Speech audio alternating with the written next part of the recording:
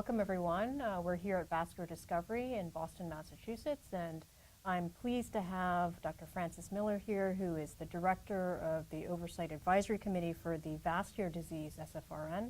And we're delighted to be speaking with you and hearing more about this wonderful program. I have been involved in the AHA's SFRN, so strategically focused research networks, for a few years now, initially as a reviewer of projects and then serve on the Oversight Advisory Committee, initially with the Go Red for Women SFRN and more recently with the Vascular Disease SFRN. And currently I'm the chair of the Vascular OAC. OAC, tell me about that. Oversight Advisory Committee. Okay, fantastic. Okay. Well, this, it sounds like this is a very well organized and program that perhaps delivers opportunities, but also as a catalyst for some really important work that the AHA wants to get done and further in terms of science. Can you tell us more about this? Because many of our audience is not aware of what an SFRN is. So a few years ago, the AHA wanted a platform by which they could put some of their resources and efforts into key issues that were relevant to the AHA's mission.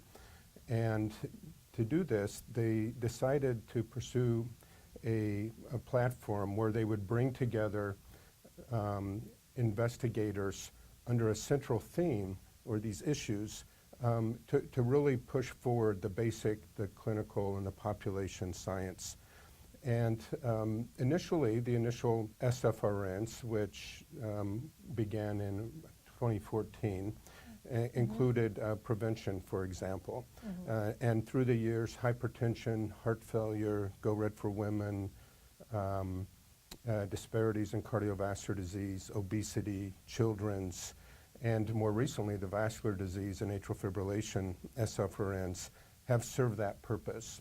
And so this is a strategy that the AHA is using to really be able to focus high quality research on key issues that they meaning the board of directors is who really decides these, will think are important to improving the health and reducing the cardiovascular disease and stroke. Okay, so we're talking about a lot of money here. So tell me how much funding is available and how it's allocated. I hear about centers, SFRN centers. How is it divided amongst the groups?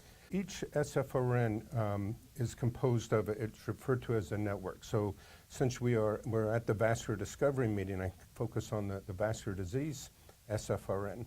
And so the Vascular Disease Network is composed of 4 centers. Each center is composed of a director, 3 PIs for 3 independent projects that are integrated and work together synergistically, a training director, and then the centers also have both an internal and external advisory committee that helps them with making sure that they're on pace and help them with some decisions. And then my role in the Oversight Advisory Committee to make sure they're accomplishing sort of what they propose to do and help and be a sort of a mediator between the centers and the AHA to make sure that the research is proceeding as expected and deal with any issues that come up. So the Vascular Discovery SFRN, or I'm sorry, the Vascular Disease SFRN, each of the 4 centers together, the network is receiving $15 million over 4 years. So these SFRNs are 4 years of research. And so the $15 million is divided between the 4 centers to perform their work. Okay, fantastic. And I hear there's a training component as well. It's a strong mandate for the program? Yes, that's from the beginning. This was always considered to be an important goal of the AHA, is to encourage and actually require that each center trains a couple fellows, 3 fellows, I believe, for at least over a 2-year period in the area of the SFRN. And where I think this has really been important are some of the SFRNs that perhaps have more difficulties in recruiting fellows to continue to do research. So what I've really been impressed with, for example, is the Go Red for Women SFRN has really been able to identify fellows that have an interest in continuing to study women's health and cardiovascular disease. And so each of the center is required, and then there's not only the training director, but they also interact with each other on frequent calls throughout the year. They will get together. We have an annual meeting. Each SFRN network attends an annual meeting where the science is shared, progress is shared, and another key components is collaborative efforts, and that's one of the real benefits of the SFRNs as well. And so the fellows and the training and the collaborative efforts have been really an important goal and success of these SFRNs. That's fantastic. And so you mentioned a little bit about how the science is spread within the organization, within the network. How about dissemination outside of the network for those of us who are interested in what these programs are yielding, but perhaps may not be within the network? The traditional sort of ways of sharing science are occurring through the SFRNs. They, of course, are presenting their work at the AHA sessions, the national meeting, as well as the subspecialty meetings. For example, later today, the Vascular Disease SFRN will be presenting, each center will present an overview of their goals, as well as have one of the fellows from each of the SFRN present recent data. So there's the traditional way of through the meetings and the publications. And then moving forward, the AHA is looking to have these SFRNs, have the centers come together and write a summary report, if you will. I believe that sort of what that will involve is still under some discussion, but it will be an opportunity to not only share the success of the networks, but also share in some of the challenges, best practices that they've had to deal with. So one of I don't know that it's a unique situation, but oftentimes one of the way that when you get together centers from different places in the country, that how do you share data between these centers? How do you deal with sharing patient data when you have each sort of center has its own regulations and restrictions? Right. And how do you, as a basic discovery scientist, collaborate with a population sort of science over a common sort of question? And so these types of sort of not only the successes, the challenges, the best practices are expected to come out with this.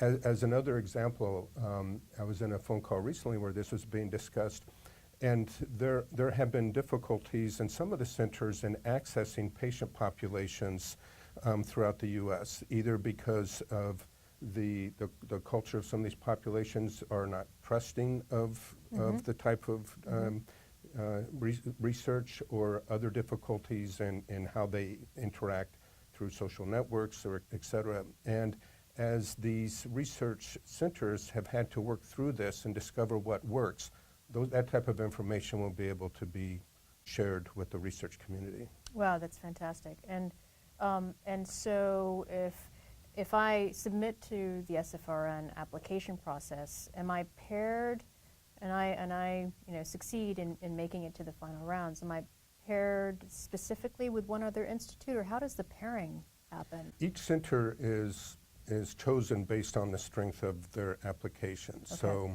So each center that is part of the network will be an independent center with the expectation that they will collaborate with the other centers within the network.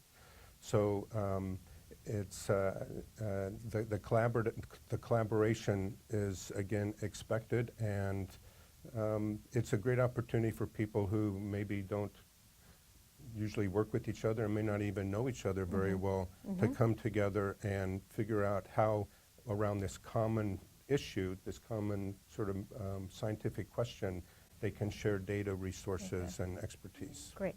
Okay, so I'm going to put you on the spot. So you're an insider into this SFRN. You know what everyone's up to. Can you give me one or two thoughts on, what's the most exciting work that you think is emerging now that we haven't seen before, perhaps outside of this type of collaborative effort? So one of the things that I've am seeing through the vascular disease SFRN, and this particular SFRN is one of the newer ones. They actually just completed their first year. But what was sort of interesting to me is this idea that the type of morbidity that an individual with peripheral artery disease has is not necessarily related to the severity of the arterial obstructions. Right. And so much of the work that's being done in the vascular disease SFRN is dissecting what is the role of the skeletal muscle, what is the role of the mitochondria in the muscle, what is the role of the microcirculation, what is the role of non-coding RNAs in helping to not only result in the symptoms that these patients have, but allow us to predict who is at higher risk of amputation and who may or may not benefit from either an intervention or revascularization. And so it'll be exciting to see how the work coming out of this vascular disease SFRN, which are addressing these sort of issues, will be able to move the field forward. Yeah, that's fantastic. I mean, it's sort of what you get when you have 4 or 5 specialists that may be coming from the problem at a different angle. Here they come with tools, not only their thoughts and their training, but tools that can actually address what is a very complex problem in an area that requires profound, out-of-the-box thinking in order to tackle the many challenges. One of the other things that I've been excited to see is that there's the use from the population science side, some of the large databases, some of the VA databases with millions of patients that data is being harnessed and used by investigators who would otherwise not have access to that or wouldn't even think about using that data. Yeah. Similarly, one of the vascular disease SFRNs, Kentucky, is interested in sex differences. And so they're a university that has, for many years, had strength in trying to dissect out the role of not only hormonal differences, but sex chromosome differences in disease. And that's beginning to inform the other centers on how to think about what they're seeing in peripheral vascular disease. Yeah, so you bring your history, your experience, and you start sharing it in a very close-knit Yes. group of folks, and I think that really has a multiplier effect in terms of the output for the entire group. Well, we are very much looking forward to the session this afternoon and hearing more about the robust and prolific work coming out of these SFRNs. So thank you very much, Dr. Miller. Thank you.